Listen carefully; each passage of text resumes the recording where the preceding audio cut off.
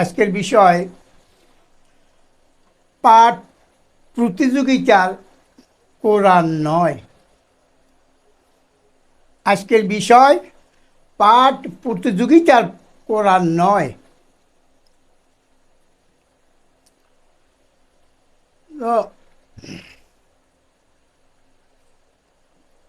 কিছুদিন আগে একটা পর্ব আমরা প্রথম থেকে শুরু করছি। এর আগে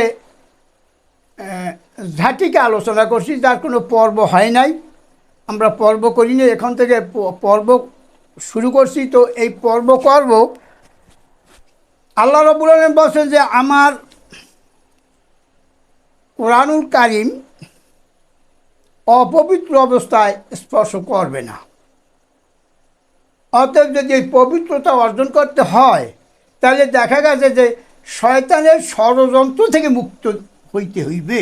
এই জন্য আমরা এই শুরু করছি শয়তানের ষড়যন্ত্র কিসে হয় এই বিষয় নিয়ে আমরা সূচি করছি প্রায় 17টা। এই একটা একটা করে এই সূচি বিষয় আমরা আলোচনা করব ইনশাআল্লাহ। তা আজকের সেই বিষয়ের উদ্দেশ্যে আনুষঙ্গিক কিছু কথা বলার জন্য শ্রোতাদের সম্মুখে হাজির হয়েছি। তা অনেক দর্শক বলছে যে আমাদের অনেক ভুল হয়, তাছাড়া আয়াত তেমন একটা পাঠ করতেও পারি না, বলতে হবে না, কথা কিন্তু ঠিক, তা ভুল না। আমরা ওভাবে পারি না যেমন পারে বর্তমান জমানার আলেম ওলামা পীর মাশায়েখগণ। তারা তীক্ষ্ণ ছুরিকার ন্যায় কোকড়াইয়া বকরাইয়া তারপরে আয়াত পাঠ করে। আয়াতের রহস্য কি তা তারা আজ পর্যন্ত বোঝে নাই। কী জন্য তো পাঠ করে তাও বোঝে নাই। কেন যে আয়াত পাঠ করে, এর মধ্যে কী রহস্য আছে সে কথা বোঝে নাই। তো আমরা সামান্য মানুষ, অত শত তো বুঝি না। তাই মালিকের কথাগুলো বোঝার জন্য ইনশাল্লাহ চেষ্টা করতেছি এবং তার সত্য করিয়েই বলতে চেষ্টা করি।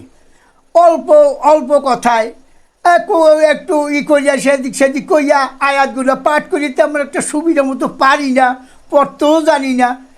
তাই যেটুকু জানি ওটুকু মহামূল্যবান।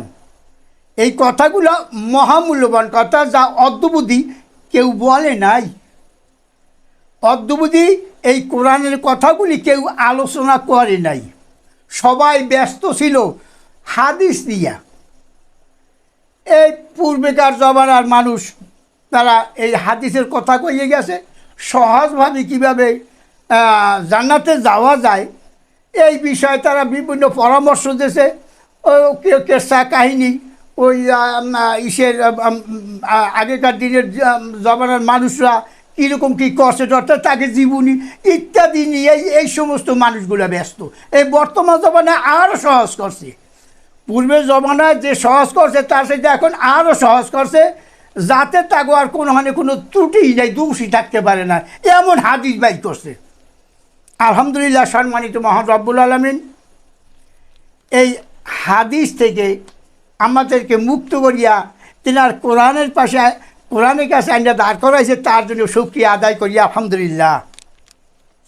ভাইরা, আমরা কথাগুলো বলতে পারি না, আয়াত বুঝি না, তা ঠিক, কিন্তু আল্লাহ রাসূল তেনা নবী হযরত মুহাম্মদ রাসূলুল্লাহ সাল্লাল্লাহু আলাইহি সাল্লামকে আল্লাহ রাব্বুল আলামিন বলেন, হে আমার নবী, হে আমার রাসূল, আমার কথাগুলি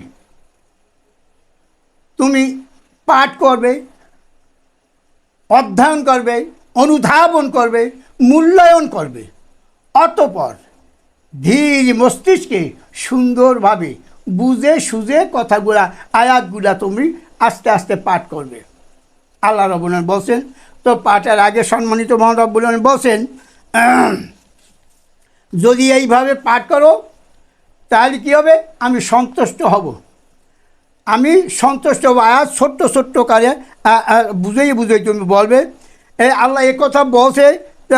এবং আল্লাহ বলছেন সূরা 20 নম্বর সূরা 114 নম্বর আয়াতে বলছেন, ফাতা আলাল্লাহুল মালিকুল হাক্কাকু সম্মানিত মহান আল্লাহ তেনার নবীকে বুঝিয়ে দিলেন, হে আমার নবী, আমার হক বিষয় তোমাকে অবহিত করতেছি। আমার যে হক কী তা তোমাকে বোঝানোর জন্য কথাগুলো বলতেছি। আমার হক কী? আমার হক হইল আমার বরত্ব, আমার উচ্চ পদমর্যাদার দাবিদার আমি। সেহেতু আমাকে যদি তুমি আমার বরত্বকে তুললে না ধরো, তাহলে তো আমার বরত্ব বোঝা যাইবে না, কেউ বুঝবে না। সেই জন্য কী করবা, আমার বরত্ব উচ্চ পদমর্যাদার মালিক আমি, সেইটা তোমার এই স্মরণকক্ষে মজুত রাখিবে। অতঃপর তুমি আমার এই আয়াত পাঠ করবে।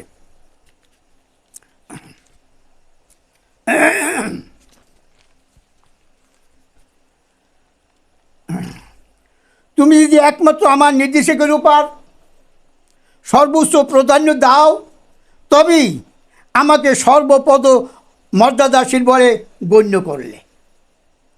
অথবা 20 নং সূরার 114 নং আয়াতের আগে বলছি ক অংশ, এইখানে কিন্তু খ অংশ। ওয়ালা তাযাল বিল কুরআনি মিন কাবলি আইয়ুকাদা।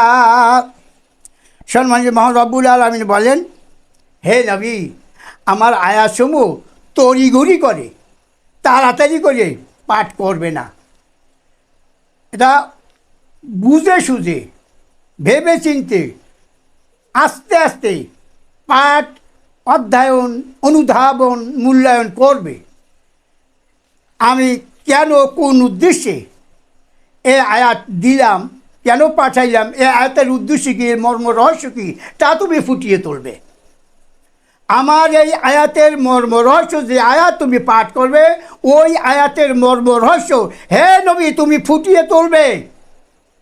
আল্লাহ রাব্বুল আলামিন বলেন, ওই সূরার অন্য আয়াতে গ অংশে আল্লাহ রাব্বুল আলামিন বলেন, হে নবী, তোমার প্রতি প্রত্যাদেশ সম্পূর্ণ হইবার আগে আমার কাছে আবেদন করো।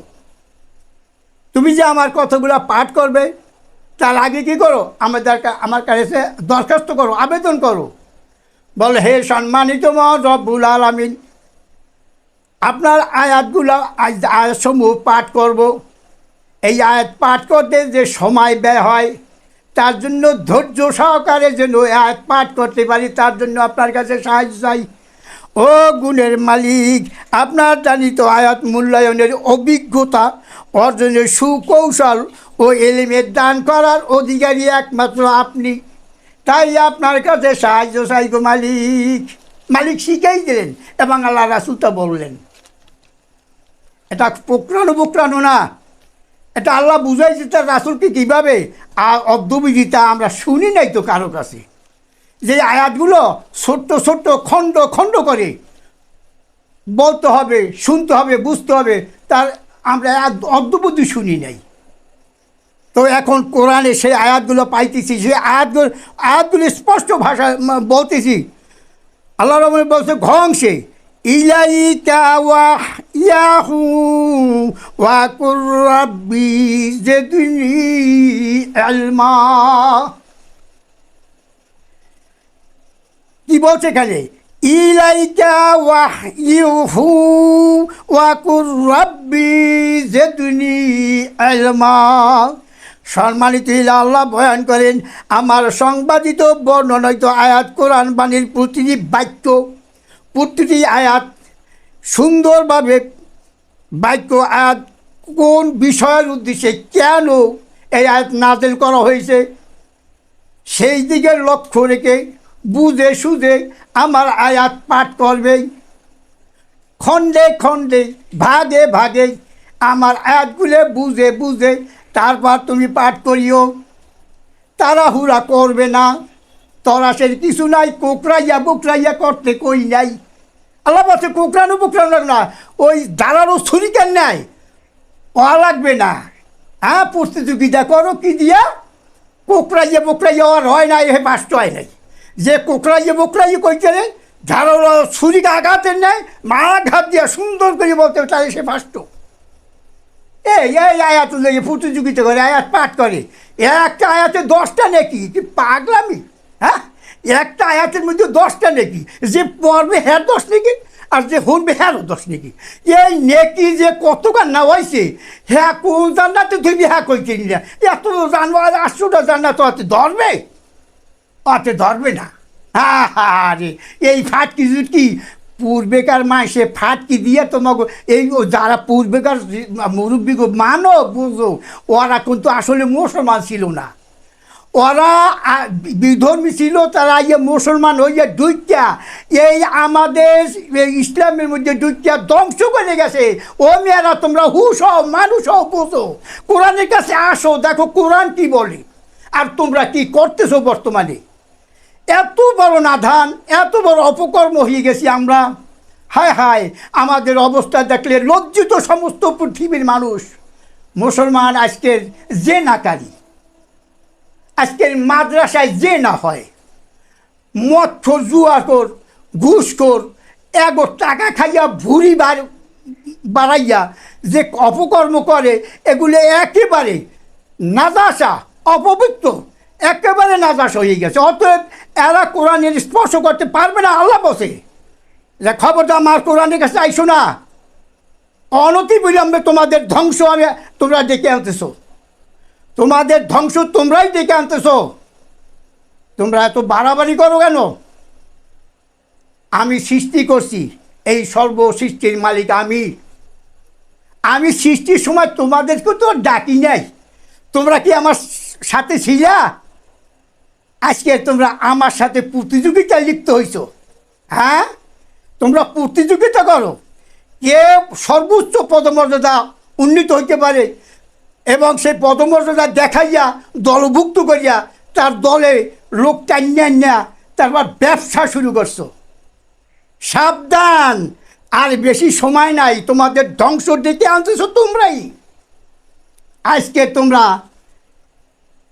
লজ্জিত তোমাদের লজ্জা শরম নাই তো যারা এই সমস্ত কাজ করে তার লজ্জা ইমান নাই যে হ্যাঁ লজ্জা শরম কী আছে সারা দেশে এই টিভিতে দেখা যায় পেপারে দেখা যায় মানুষের মুখে মুখে শোনা যায় যে এই মাদ্রাসায় অপকর্ম হয় মাদ্রাসায় অপকর্ম হয় এ কী আশ্চর্য কথা আগে এত দূর শোনা যায় নাই এখন সব ফ্লাশ হয়ে যাইতেছে গোপন তত্ত্ব সব বাইরেই যেতেছে তোমরা যে কি করো তো কত নিকৃষ্টতম কাজ করো তা আজকের বাইরে যাইতেছে এখন আমাদের তো সময় শেষ বললা যায় এখনো সময় আছে তওবা করো কোরআনের কাছে আসো তওবা করো কোরআনের কাছে আসো এবং মালিক যেভাবে যা বসে অনুরূপ আল্লাহ রাসূল যেভাবে করেছেন অনুরূপ স্মরণ অনুসরণ অনুকরণ করো যদি তোমরা বাঁচতে চাও কীরকম বাঁচা এই দুনিয়ার মরা না সে এর পরবর্তী জীবনটা অতি ভয়াবহ তা তোমরা বুঝবে না বলতে পারো অনেক ওয়াজ মসজিদে ইয়াতে ওয়াজ নসিহতে তোমাকে ঠেয়া না হ্যাঁ বহুত কইতে হ্যাঁ আমরা জানি এত ওয়াজ করতে জানো মানুষ কান্দাইয়া কেমনে টাকা আদায় করতে হয় জাহান্নামের ভয় আর জান্নাতের লোভ দেখাইয়া এটা তোমরা ভালো পারো এরা সবাই জানে মানুষ তো উপায় নাই কী করবে কই যাইবে এইরকম একটা কৌশল করিয়ে তোমরা লেছো যাক কোরআন তোমরাই জানো এই জন্য তোমরা কিন্তু আর নয় শয়তানের সীমা সংখ্যা শেষ সমাপ্ত ঘোষণা আইতেছে অতএব হুঁশিয়ার হও যারা এখনও পৃথিবীতে বাচ্চা আছো তারা তওবা করো সমস্ত পদমর্যাদা ছেড়ে দাও অহংকার ছেড়ে দাও আল্লাহ রাব্বুল আলামিন কালেমার ভিতরে বলছে লা ইলাহা ইল্লাল্লাহ লা একটা শব্দই একটা বাক্য একটা বাক্যই একটা কাব্য একটা কাব্যই একটা সাহিত্য একটা সাহিত্যই হাজারো সাহিত্যের জনক কথাটা বুঝতে পারছি কীভাবে লা এর মানে আমরা বাংলায় বুঝতেছি নাই আল্লাহ বললেন আল্লাহ রাসূলকে লা ইলাহা ইল্লাল্লাহ বলো তো লা কি শব্দ আল্লাহ রাসূল বসে নাই মালিক আপনার রাসূলের কিছু থেকেও কিছু নাই আত্ম অহংকারী নাই দেমাগ নাই তাকব্বরি নাই শিক্ষা নাই দীক্ষা নাই জ্ঞান নাই বিবেক নাই কিছুর থেকে কিছু নাই একেবারেই উম্মি আল্লাহ রাসূল কি ছিল? একেবারে উম্মি বলে আল্লাহ আল্লাহ রাব্বুল আলামিনের কাছে সমর্পণ করছে। অতএব এই লা শব্দ দিয়া আল্লাহ একটা বেয়ারা দেশে ব্যারিকেড, এই এরিয়ার মধ্যে যারা তাকব্বারি করে, যারা পদমর্যাদা দেখায়, যারা মালিকের সাথে শিরক বিদায়তি করে, ওদেরকে আল্লাহ বলছে যে আমার এই এরিয়ার মধ্যে ঢুকতে পারবে না সমর্পণকারী ব্যতীত। আমার এই এরিয়ার ভিতরে সমর্পণকারী ব্যতীত কেউ ঢুকতে পারবে। এই শুধু লা শব্দের ব্যাখ্যা এই নিয়া। হ্যাঁ, আল্লাহ বাদে মাবুদ নাই। হ্যাঁ, এইটা ভাবছো আল্লাহ বাদে মাবুদ নাই? এই শয়তানি শিক্ষা শিখাইছে যা। তারপর তোমরা দেখো নাই কোরআন খুলিয়া যে কোরআনে কি আল্লাহ বলছে। ভাইয়েরা, বন্ধুরা, তোমরা আত্মসমর্পণ করো তোমার শিক্ষা দিককে নিয়া। যে অবস্থায় সুখে দুঃখে ভালো মন্দে যে অবস্থা আসো, ওই অবস্থায় মালিকের কাছে আত্মসমর্পণ করো। তোমার এলেমের পদমর্যাদা নিয়ে তার কাছে সমর্পণ হও। আর বলো কুল ইন্না সলাতি ওয়া নুসুকি ওয়া মাইয়া ওয়া মামাতি লিল্লাহি রাব্বিল আলামিন। সমস্ত লিল্লাহ করে দাও। ফিসাবিনিল্লাহ, মালিক গো যাহা কিছু করছি এর হিসাব নিকাশ দিতে পারব না মালিক গো। বড় কঠিন মালিক, এই হিসাব দিতে দিতে আহারে জিন্দাগারি করো। সমস্ত জিন্দাগারি যখন দুনিয়ায় আল্লাহ রাব্বুল আলামিন জিজ্ঞাসা করবে, সমস্ত কিছু হিসাব দিতে পারবো না।